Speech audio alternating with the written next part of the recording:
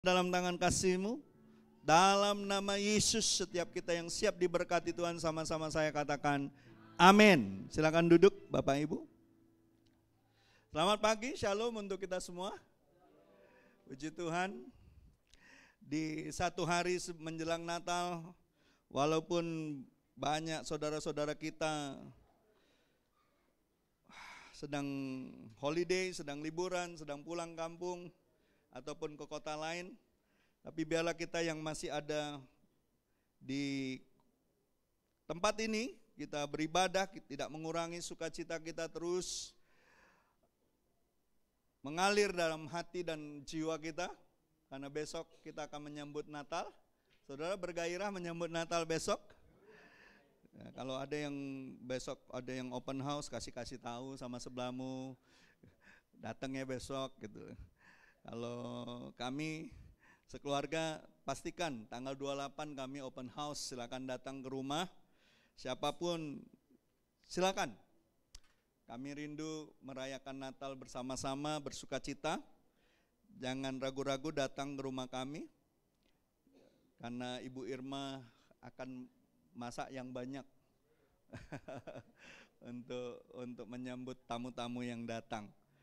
Jadi saya berharap Bapak Ibu jangan lupa tanggal 8 silakan datang, seluruh jemaat boleh datang. Amin. Nah, hari ini saya mau bagikan satu kebenaran firman Tuhan tentang bagaimana kelahiran Yesus itu mengubah tempat lahirnya. Siapa yang percaya kalau ketika kau mengizinkan Yesus lahir dalam hatimu, maka engkau akan diubahkan Tuhan? Iya dong. Saya nggak pernah menyaksikan orang yang menerima Yesus sebagai Tuhan dan Juru Selamatnya, mengizinkan Yesus ada lahir di dalam hatinya, berkuasa, menjadi penguasa tunggal, ya, menjadi kurios atas hidupnya. Tidak pernah saya mendengar orang itu tidak mengalami diubah Tuhan, pasti diubah Tuhan. Sejahat apapun hidup orang itu, seburuk apapun dia, ya, separah apapun masa lalunya, ketika dia mengizinkan Tuhan lahir di dalam palungan hatinya, maka orang itu akan diubah Tuhan. Amin. Nah, mari kita saksikan apakah betul kelahiran Yesus mengubah tempat lahirnya. Ya, saudara harus tahu bahwa ketika di Lukas 2 ayat 8 sampai 18 itu mencatat bahwa waktu Yesus lahir ada gembala-gembala di padang yang sedang menjaga kawanan ternak pada malam itu. Siapakah gembala-gembala itu? Ya. Dan mereka itu sebenarnya gembala-gembala yang tinggalnya nggak jauh sebenarnya dari Bethlehem. Itu perkiraan para ahli teolog itu sekitar 1000 sampai 1600 kaki. Nggak jauh dari Bethlehem. Mereka tinggalnya. Tapi mereka saat itu sedang di padang mengembalakan ternak, domba, ya. Dan saudara harus tahu mereka ini sebenarnya adalah para gembala dari Migdal Eder. Kalau dalam bahasa Ibraninya itu Migdal Eder. Ya. Itu menara yang dibangun, itu menara kawanan domba yang dibangun oleh Yakub. Saudara kalau baca Kejadian 35, itu Yakub ketika istri yang paling dia cintai, Rahel, meninggal, dia bangun pemakaman di daerah itu, dan di depannya, di sekitar situ dibangunlah namanya Migdal Eder. Itu tempat di mana domba-domba yang untuk persembahan, domba-domba yang dikhususkan untuk dipersembahkan, domba-domba yang tidak bercacat celah, disitulah kandang-kandangnya dibangun.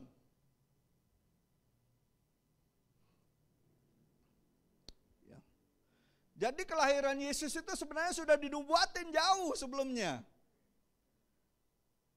Kan waktu Yohanes lihat Yesus datang kan, inilah anak domba Allah yang akan menebus dosa dunia. Ya. Nah, di menara atau Migdal Eder ini atau bangunan ini didirikan suatu tempat di dekat Bethlehem, Efrata, tidak jauh dari Yerusalem. Ya. Dan itu tercatat lokasi persis Migdal Eder ini atau menara kawanan domba ini letaknya kurang lebih 1000 langkah atau 1,6 kilometer atau 1 mil dari Yerusalem. Dan sesuai dengan harapan mesianik Yahudi kan mengharapkan waktu sejak mereka ngalamin masa pembuangan, mereka mengharapkan ada kedatangan mesianik, Mesias, betul? Betul tidak? Ya. Nah, yang dimaksudkan di Lukas ini, di padang gembala itu bukanlah padang gembala biasa, tetapi ini menunjukkan kepada Migdal Eder atau menara kawanan domba yang disebut dalam Kejadian 35 ayat 21 itu. Ya, kalau saudara baca Mika 4 ayat 8, ya. Saudara baca, saudara akan ngerti, itulah nubuatan tentang mesianik kedatangan Yesus. Nah, kalau saudara baca di Kejadian 35 16 sampai 22 dikisahkan tentang kematian Rahel pada saat waktu dia melahirkan Benyamin. Lalu dikuburkan di jalan ke Efrata, yaitu di Bethlehem. Nah, di sekitar itu dibangun kandang-kandang domba yang dikhususkan untuk domba korban sembelihan. Jadi ini bukan kandang biasa. Bukan kandang kambing seperti wong Palembang bangun kandang kambing.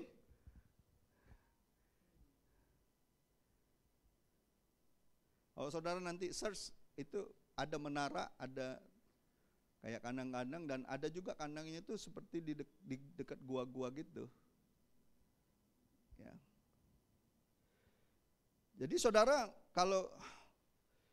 kalau cerita bahwa gembala-gembala itu tinggal di dekat padang pengembalaan itu, menjaga kawanan ternak waktu malam di mana malaikat menyatakan dirinya tentang kelahiran Yesus sebagai juru selamat, itulah gembala-gembala yang sebenarnya gembala khusus mengembalakan domba-domba di Migdal Eder ini. Jadi ini bukan gembala-gembala biasa. Ya. Jadi Bapak Ibu, kalau saudara lihat penafsiran dari Mika 4 ayat 8 itu, disitulah sebenarnya mengindikasi bahwa Sang Mesias akan dinyatakan dari menara kawanan domba, dari Migdal Eder. Jadi sudah dinubuatkan jauh sebelum itu. Dan saudara tahu, sejak Rahel meninggal, dibikinlah kuburannya situ. Dia tidak dikubur di kuburan keluarga, ya, di Makpela itu yang dibeli oleh Abraham di gua Makpela itu. Karena apa? Karena dia bukan istri yang pertama. Walaupun Rahel yang paling dicintai oleh Yakub, tapi siapa yang tetap dikumpul di satu kumpulan kuburan? Istri yang pertama. Siapa istri yang pertama? Lea.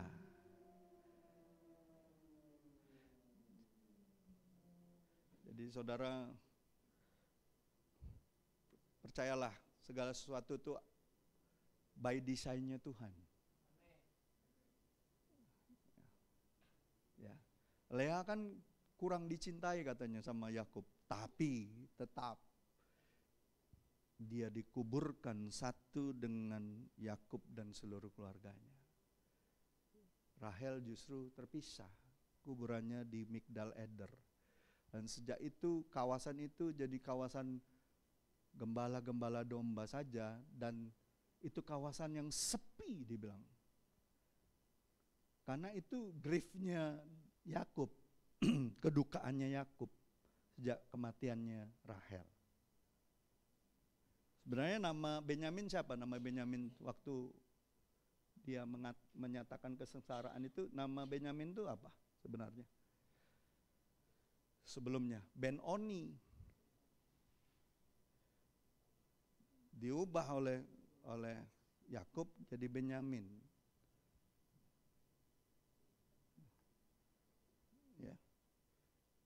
Itu bukti bahwa dia itu sangat grief, sangat berduka atas kehilangan istrinya Rahel. Ya. Jadi Bapak Ibu, nah kita kembali ke cerita Natal ini, ya. Kita lihat di Lukas 2 ayat 11 dan 12. Kita baca sama-sama, 2, 3. Hari ini telah lahir bagimu juru selamat, yaitu Kristus Tuhan di kota Daud. Dan inilah tandanya bagi kamu akan menjumpai seorang bayi dibungkus dengan lampin dan terbaring di dalam palungan. Kalau dalam TB2 dikatakan agak berbeda, tapi lebih mudah maknanya dimengerti. Kalau gini kan,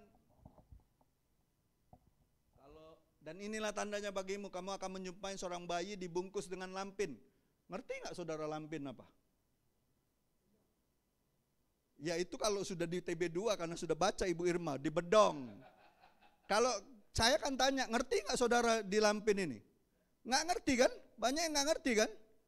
Itu makanya TB2 yang Alkitab yang terbaru dibilangnya seperti ini. Inilah tandanya hari ini telah lahir bagimu juru selamat, yaitu Mesias. Mesias bukan Kristus di situ. Mesias dibilang. Ya. Tuhan di kota Daud, inilah tandanya bagimu, kamu akan menjumpai seorang bayi yang dibedong dan terbaring di dalam palungan. Kalau dibilang dibedong ngerti pasti kita. Betul nggak?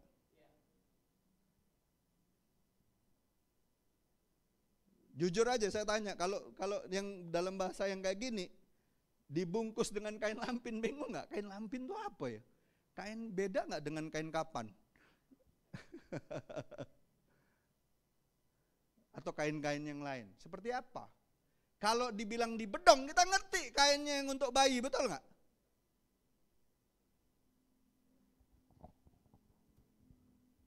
Jadi TB2 lebih reasonable, bisa masuk akal kita.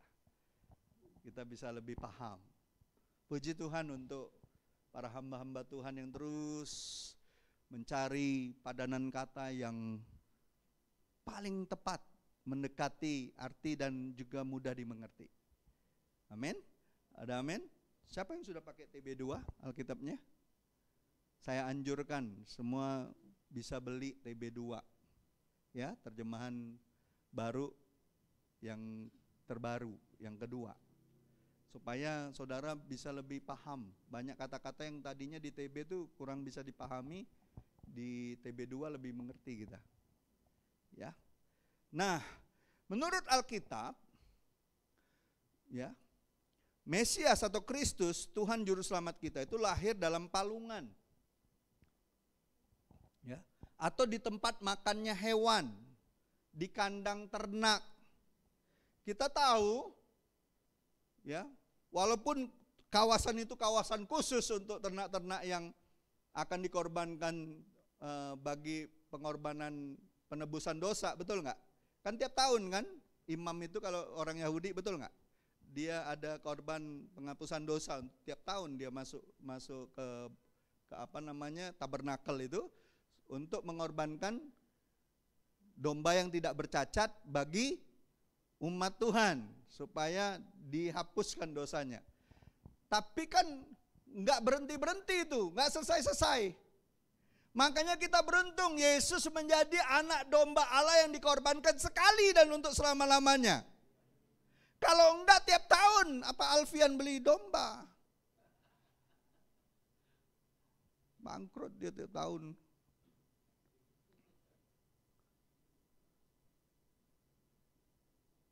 Dan itu nggak sembarangan imamnya masuk. Kalau imamnya nggak kudus mati dia. Beruntung tabir sudah terbelah. Dia mengorbankan darahnya sekali dan untuk selama-lamanya. Saudara baca kitab Ibrani dan dibilang tabir terbelah. Jadi semua orang bisa punya hubungan dengan Allah Bapa di sorga. Melalui Yesus. Makanya perkataan Yesus terakhir apa? Sudah selesai, finish. Amin. Ya. Nah, kita tahu di kandang domba atau di kandang itu tempatnya ternak itu pasti baunya nggak enak ya. Ada yang baunya sedap. Tempatnya tentunya nggak indah ya. Pasti tempat yang tidak menyenangkan hati. Tapi kita bersyukur kita punya Tuhan yang kalau minggu lalu kita merayakan Natal, hambanya menyatakan bahwa Dia yang adalah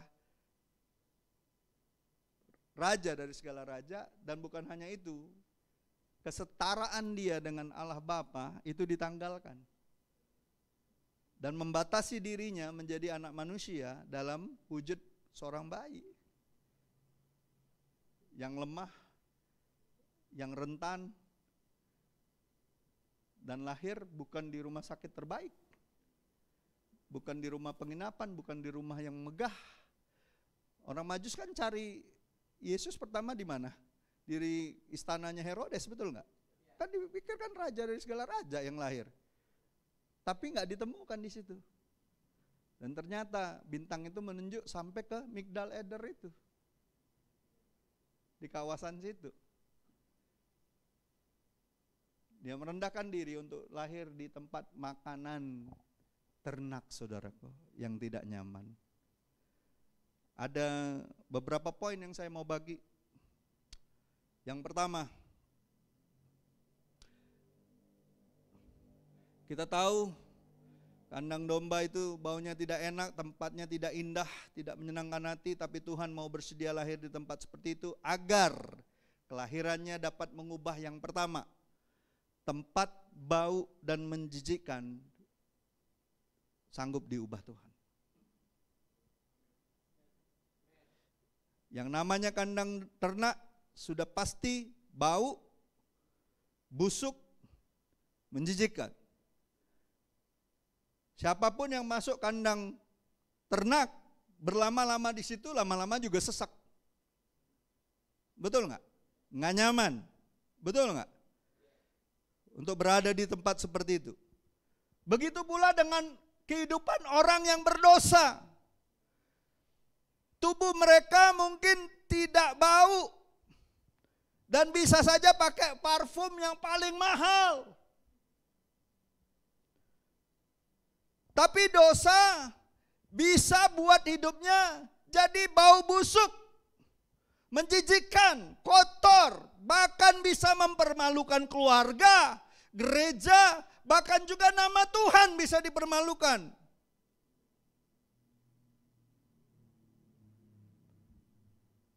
Dan orang yang dipenuhi dosa, itu hidupnya pasti disesaki dengan berbagai macam kesukaran, penderitaan, bahkan keadaannya mengkontaminasi orang-orang yang ada di sekitarnya.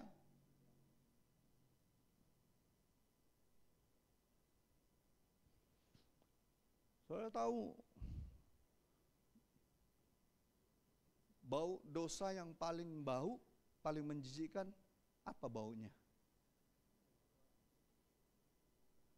Ada yang tahu? Bau yang paling menjijikkan karena dosa adalah bau apa? Ada yang tahu?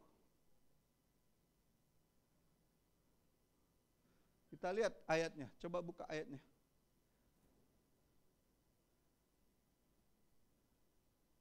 Dua Korintus 2 ayat 14 sampai 16. Tolong dibaca satu orang.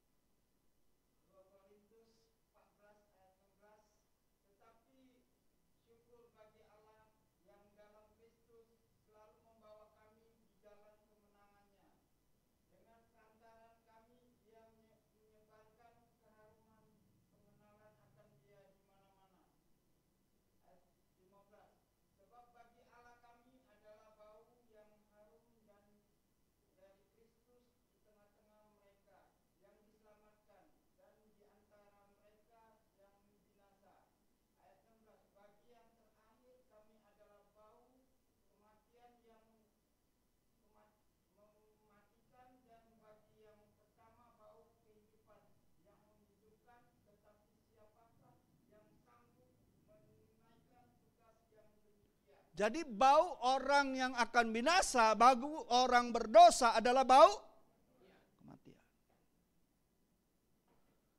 Seganteng apa dia, secantik apapun dia, sehebat apapun hidupnya, sebanyak jabatannya, sekaya apapun dia, kalau dia hidup di dalam dosa, baunya itu adalah bau yang paling busuk, namanya kematian. Jadi nggak main-main.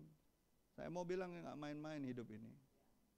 Saudara, kalau main-main terus, saya kasih tahu ya, orang kalau sudah terima Yesus, dia masih bisa jatuh nggak dalam dosa? Masih bisa? Tapi orang yang sudah di dalam Yesus, sudah menerima Yesus sebagai Tuhan dan Juru Selamat, dia masih bisa jatuh dalam dosa, tapi dia tidak akan pernah bisa tahan lama-lama di dalam dosa. Karena baunya itu bau kematian. Saya heran kalau orang masih terus berkubang di dalam dosanya. Malah di-entertain terus dagingnya. Malah nambah jadi dia. Ladas kata orang Palembang.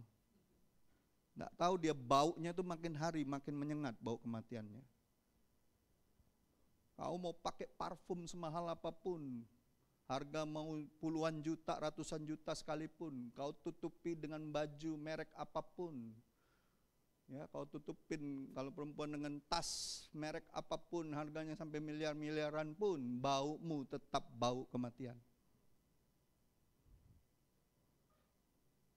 Jadi bagi saya nggak penting itu yang dunia tawarkan itu.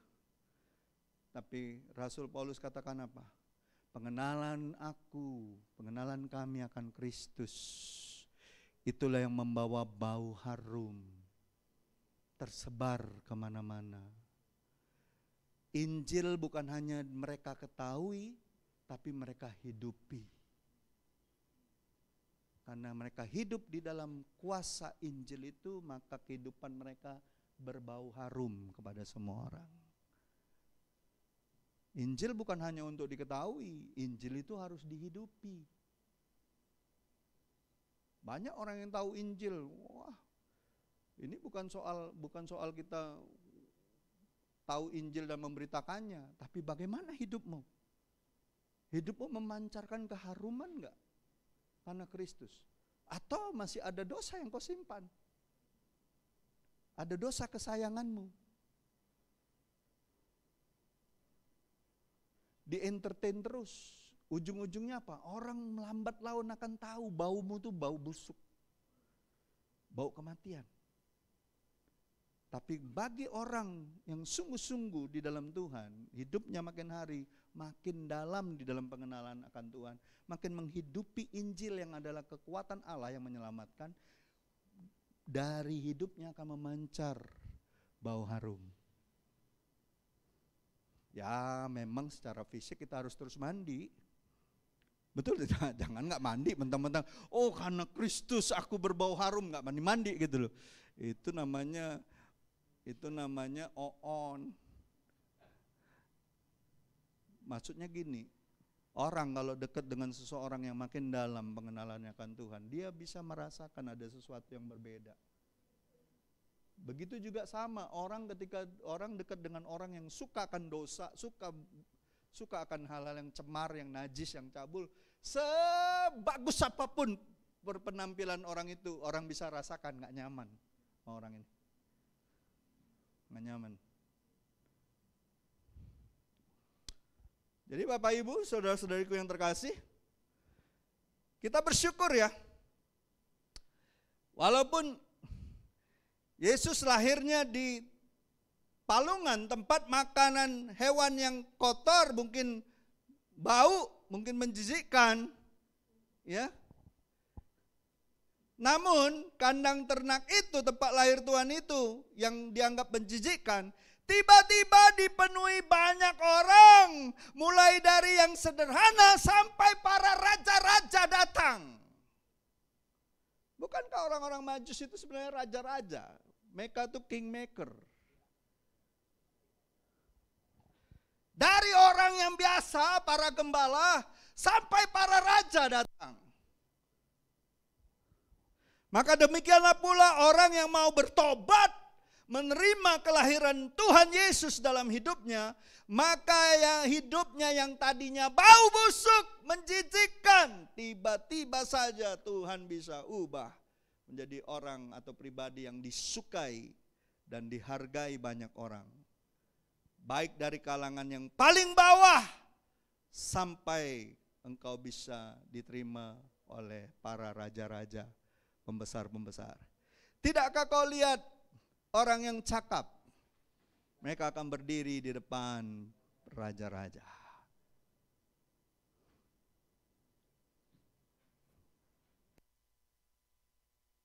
Siapa yang merasa dirinya paling berdosa kalau di Alkitab? Paulus.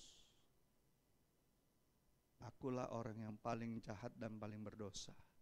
Tapi sejak dia terima Tuhan Yesus sebagai Tuhan dan Juru Selamatnya, yang tadinya dia pembunuh, yang tadinya penganiaya jemaat, suatu saat dia berdiri di depan Raja Agripa dan memberitakan Injil. Halo? Sampai-sampai Raja Agripa bilang gini, kau hampir-hampir saja meyakinkan aku. Sebagai seorang tawanan yang disuruh ngadep raja, dia malah beritakan Injil. Bukannya takut, semakin menjadi dia memberitakan Injil Kristus. Agripa gak mau terima Yesus sebagai Tuhan dan Juru Selamat. Baunya tetap aja bau kematian walaupun dia raja. Halo?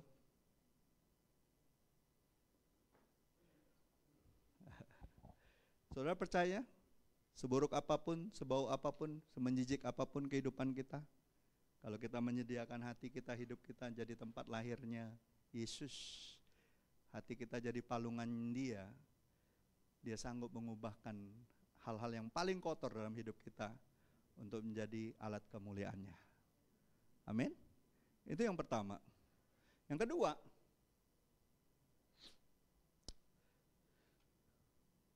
kelahiran Yesus dapat mengubahkan tempat yang buruk jadi indah. Kandang ternak, tempat lahirnya Tuhan yang tadinya sepi. Kan sepi kan? Migdal Eder itu sepi kawasannya itu. Yang ada tuh cuma gembala domba sama domba-domba yang siap untuk dikorbankan. Sepi, dingin, buruk, tanpa keindahan apapun, tiba-tiba saja berubah hangat oleh banyaknya orang yang datang. Hangat oleh api obor yang dibawa para gembala. Indah dan semarak oleh berbagai perhiasan dan persembahan yang dibawa oleh orang Majus. Bahkan dipenuhi kemuliaan oleh puji-pujian para malaikat. Tempat yang sepi tiba-tiba terang benderang di situ. Tidak ada lampu disko lebih terang daripada terangnya kemuliaan Tuhan. Betul nggak? Jangan seperti orang Ambon yang baru pertama kali ke Jakarta, naik motor Ereking, dia terobos itu lampu merah, dicegat polisi. Kenapa kau terobos itu? Kau lihat itu lampu merah, kenapa kau terobos? Bapak, saya baru dari Ambon, saya pikir itu lampu disko. Gelap-kelip, gelap-kelip, gelap-kelip. Bayangkan kandang domba yang sepi, dingin, keadaannya tidak baik, tiba-tiba hangat, penuh dengan orang-orang berdatangan dengan api obornya. Ada persembahan emas.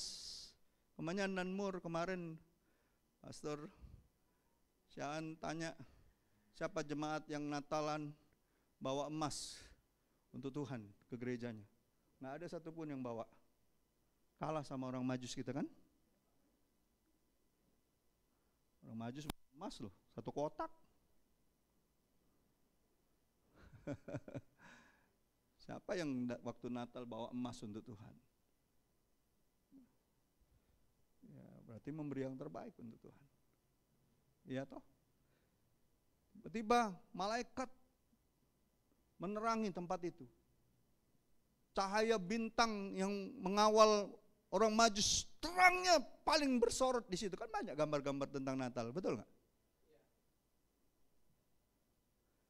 Saya percaya kelahiran Tuhan demikian juga membuat orang yang mau sungguh-sungguh menjadikan hidupnya, hatinya, dia mau bertobat, dia menyediakan ruangan dalam hatinya untuk Tuhan lahir dalam kehidupannya secara pribadi, maka orang itu pun akan dihangati oleh api Roh Kudus.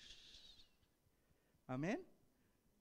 Kalau dulu api dari obor para gembala, tapi kalau kita pribadi, api Roh Kudus akan menerangi hati kita yang tadinya dingin, hati kita yang tadinya kehilangan kasih, hati kita yang tadinya banyak kebencian, kemarahan, dendam.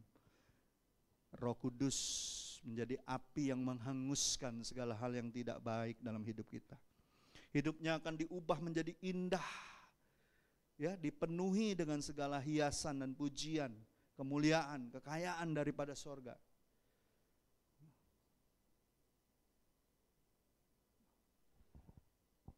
Iya kan? Menjadi indah, semakin indah bagimu. Amin. Saudara percaya orang yang mengizinkan Tuhan memakai hatinya menjadi tempat palungan dia, lahir dalam hatinya, hidupnya akan dipenuhi kehangatan Roh Kudus. Kasih, sukacita, damai sejahtera, kebaikan, kemurahan, kesetiaan, kelemah lembutan, kesabaran, pengendalian diri, semuanya akan muncul. Bukankah itu buah roh? Amin. Orang-orang mulai berdatangan, orang-orang akan melihat sesuatu yang berbeda dalam hidupmu. Hidupmu tidak lagi suram. Hidupmu tidak lagi seperti orang dunia mengatakan kalau ada masalah, aduh madesu, masa depan suram. Ya. Hidupmu punya pengharapan yang kekal. Kau akan mengatakan, aku tahu apa yang dirancangkan Tuhan untuk hidupku bukan rancangan kecelakaan, tapi rancangan yang penuh damai sejahtera dan masa depan yang penuh pengharapan. Nggak lagi ngomongnya itu nggak lagi negatif. Ngomongnya itu penuh semangat, ngomongnya itu penuh dengan pengharapan, ngomongnya itu membangun. Ya.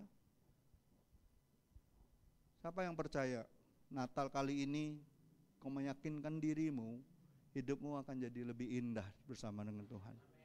Amin. Percaya Tuhan akan buat lebih indah. Makin tahun makin lebih indah. Makin tahun makin serupa dengan Kristus. Christ likeness. Ya, semakin serupa dengan Tuhan. Dan yang terakhir, kelahiran Yesus di kandang domba itu, di tempat palungan itu, menjadikan tempat itu penuh dengan kesukaan. Kandang ternak yang tadinya sepi mendadak dipenuhi para gembala, orang Majus, bahkan malaikat, tentara sorga memuji-muji dan menyembah Tuhan. Betul nggak? Ayat 13 kan dikatakan itu kan. Tiba-tiba tampaklah bersama-sama dengan malaikat itu sejumlah besar bala tentara sorga yang memuji Allah. Betul? Saudara percaya nggak bahwa malaikat itu bukan hanya dimaksudkan untuk melayani Yesus saja. Dia dimaksudkan, diciptakan Tuhan untuk melayani saudara dan saya. Wah, tahu wajah-wajahnya wajah yang tidak percaya nampaknya. Saya mau malaikat melayani kehidupan kita. Dia diciptakan memang untuk melayani kita yang sudah ditebus kok. Berkali-kali Alkitab nyatakan itu. Ngapain dia dibiarin nganggur? Baca itu kitab Ibrani. Dia makhluk roh yang diciptakan Allah untuk melayani kita yang ditebus. Suruh dia berperang ganti kita.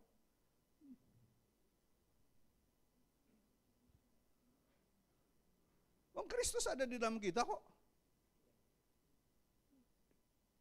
Dia masih menuruti perintah firman Tuhan enggak? Iya dong. Katakan firman Tuhan yang berkenaan tentang malaikat.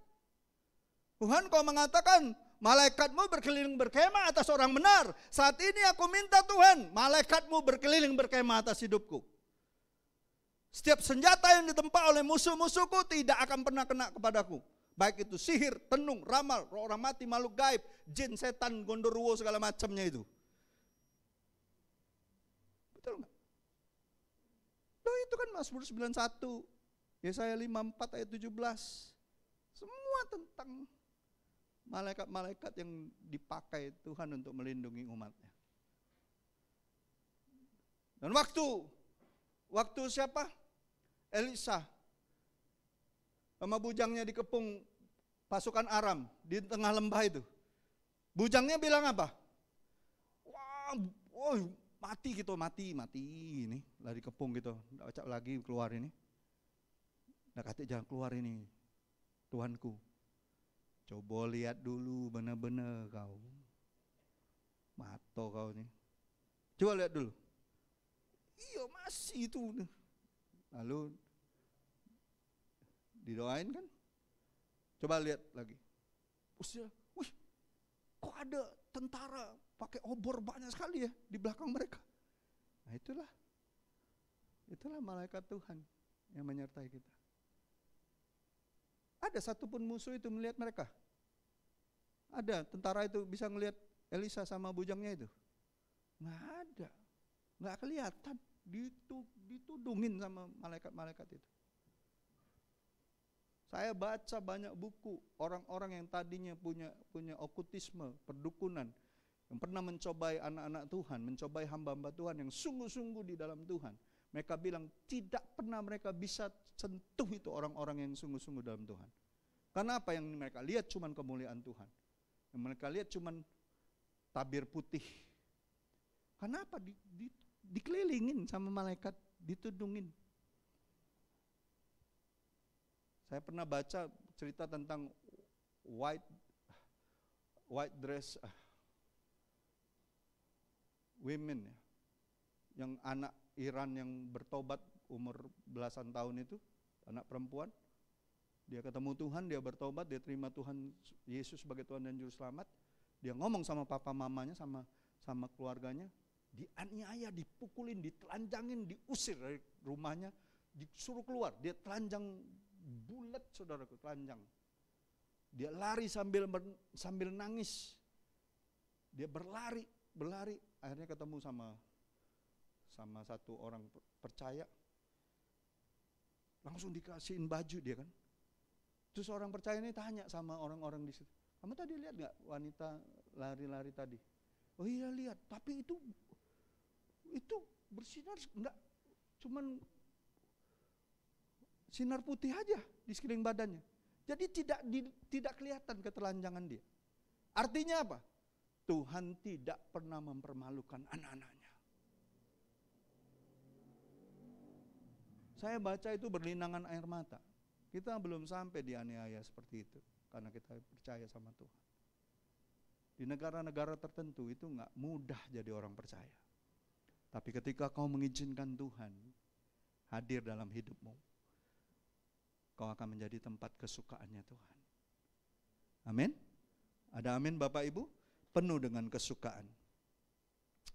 Saya mau bilang sama saudara, kita bukan hanya jadi tempat yang didatangi, dicari, disukai banyak manusia, tetapi saya percaya orang yang menerima Yesus sebagai Tuhan dan Juru Selamatnya, dia akan menjadi tempat kemuliaan Tuhan.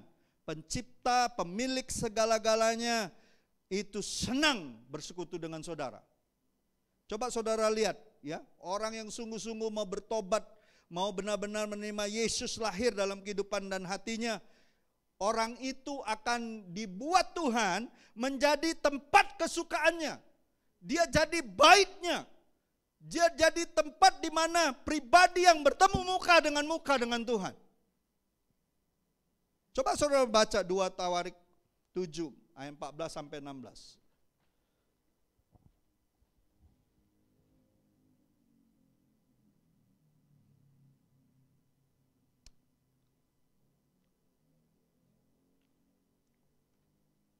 Ya, coba perhatikan baik-baik. Ini ayat Kalau pendoa syafaat ini harga mati harus dia tahu ini. Hafal ini. Ya. Dan umatku yang atasnya namaku disebut merendahkan diri, berbalik, berdoa dan mencari wajahku, lalu berbalik dari jalan-jalan yang jahat. Artinya apa? Berbalik dari jalan-jalan jahat. Bertobat sungguh-sungguh. Maka aku, kata Tuhan apa? Akan mendengar doa dari sorga dan mengampuni dosa mereka serta memulihkan negeri mereka. Sekarang mataku terbuka dan telingaku menaruh perhatian kepada doa dari tempat ini. Di mana ada umat Tuhan yang sungguh-sungguh bertobat, di mana ada umat Tuhan yang menyediakan tempat hatinya untuk kehadiran Tuhan, mata Tuhan tertuju ke tempat itu. Lalu dikatakan apa? Sekarang telah kupilih dan kukuduskan rumah ini. Kalau dulu ini adalah bait di mana Salomo membangunnya. Kalau sekarang karena Yesus, karena kau mengizinkan Yesus masuk dalam hidupmu, kaulah bait itu.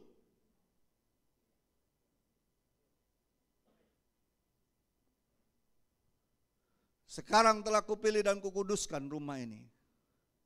Di hati ini lah rumahmu, di hati inilah baitmu, di mana ku pun kan berada, senantiasa kau pun ada.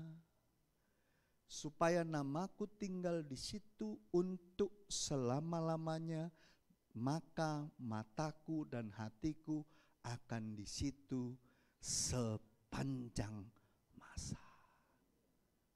Ini digenapi waktu Yesus lahir dan dinyatakan dia adalah Immanuel.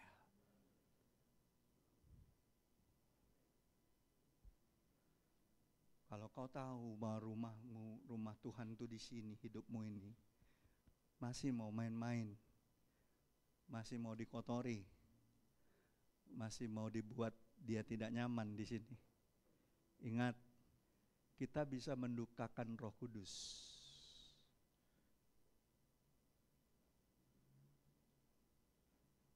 Kalau kita hidup tidak sesuai dengan firman-Nya. Jadi hati-hati.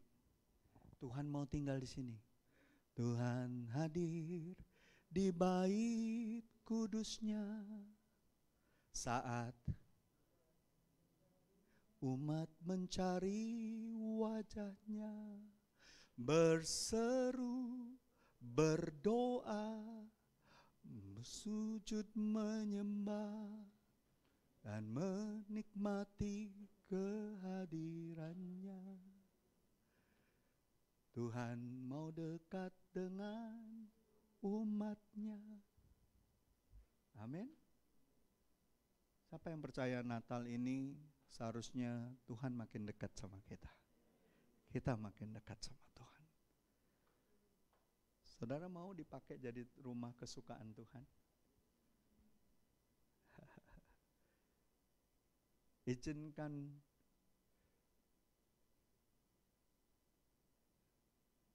nilai kerajaan Tuhan beroperasi dalam hidupmu.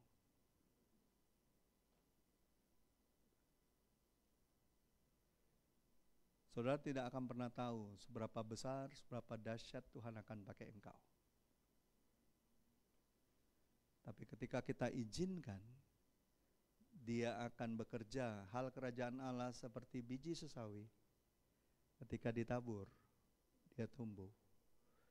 Memang dia benih yang paling kecil, tapi ketika dia sudah tumbuh, dia akan jadi pohon yang paling besar, di mana banyak burung-burung akan bersarang. Saudara mau hidupmu dipakai untuk membawa banyak jiwa-jiwa bagi Tuhan? Alamin Tuhan tiap hari.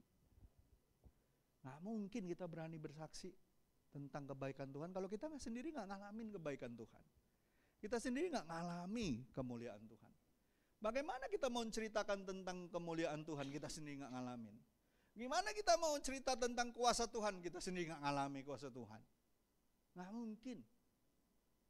Jadi tiap hari izinkan ini bait Allah ini jadi tempat kesukaan.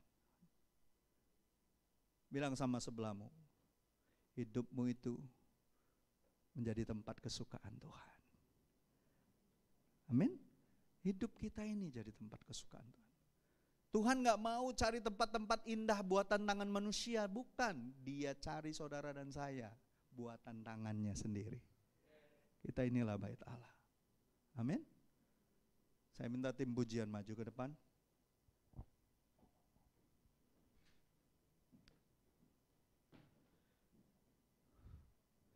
Karena besok kita akan merayakan Natal bersama dengan keluarga Handai Tolan.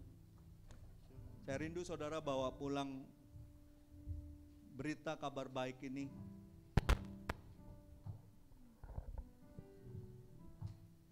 Bahwa Tuhan rindu setiap kita menjadi tempat di mana Dia lahir. Dia rindu palungan yang kotor, palungan yang sederhana, palungan yang tempat makan hewan berubah menjadi tempat kemuliaan, menjadi tempat di mana Dia bersemayam di situ. Saya rindu palungan itu berbicara tentang kita. Kita ini wadahnya Tuhan. Yang tadinya mungkin dingin, sepi, tidak ada harapan yang pasti dalam hidup. Tapi sejak Yesus lahir dalam hidup kita, kita meyakini bahwa hidup kita ini menjadi berharga, menjadi tempat kesukaan bukan hanya bagi banyak orang tapi bagi kemuliaan Tuhan. Dan kita percaya bahwa hidup kita akan dipakai menjadi alatnya yang heran.